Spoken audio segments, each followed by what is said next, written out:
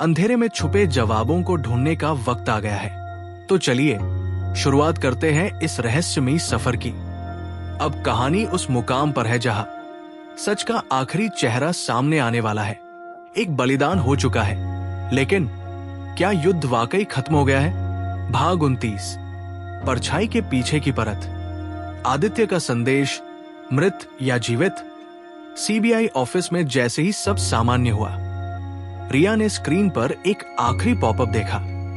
Final protocol initiated. CBI head coder ने कहा, ये आदित्य का फेल सेफ सिस्टम है। अगर वो कभी हार जाए तो उसका आखिरी राज सामने आए। रहस्य की अंतिम कड़ी, प्रोजेक्ट डॉपलगैंगर फेज 2। स्क्रीन पर एक पुराना वीडियो चला। उसमें आदित्य रावल कह रहा था, मिशन 173 कभी पूरा नहीं हुआ, क्योंकि असली मिशन 174 था और वो मिशन अब भी एक्टिव है। सीबीआई प्रमुख ने कंपाते हुए पूछा, मिशन 174 क्या है? गोपनीय रिकॉर्ड, आरव ओरिजिन फाइल। रिया और कबीर को एक ब्लैक फोल्डर मिला जिस पर लिखा था, Aarav Singh, origin classification red level. Riya ने कांपते हाथों से फाइल खोली और जो देखा वो उसके पैरों तले जमीन खींच देने जैसा था। आरव एक प्रोजेक्ट था।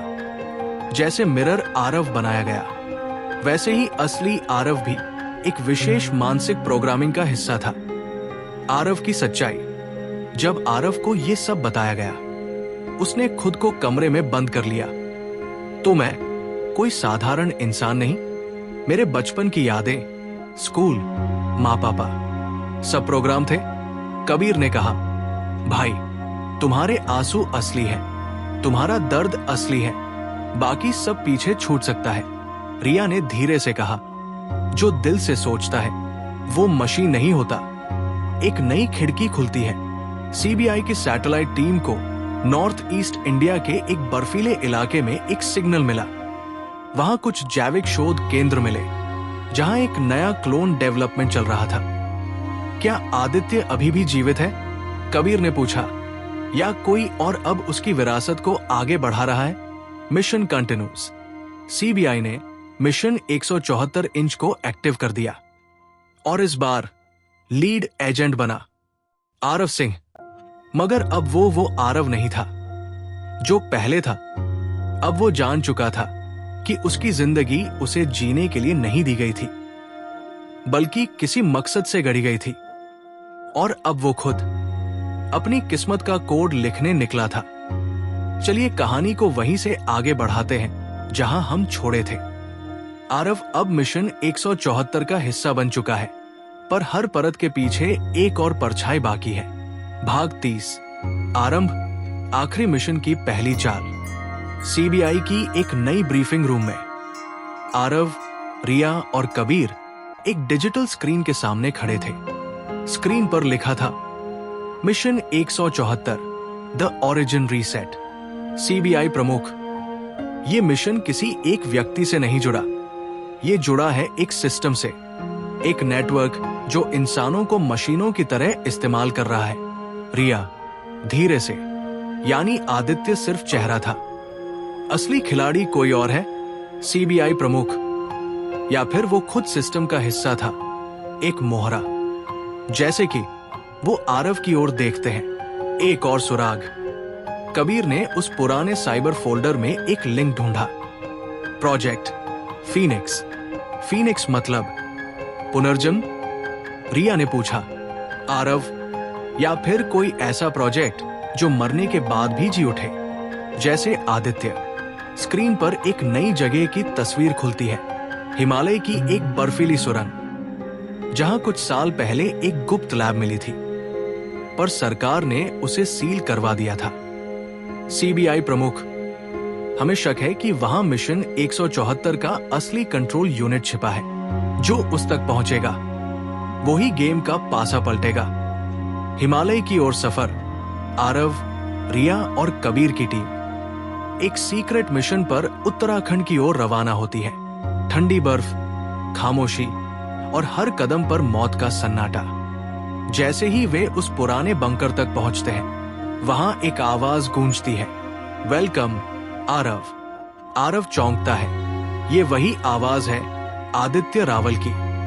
रिया, इम्पॉसिबल, वो तो मरा था।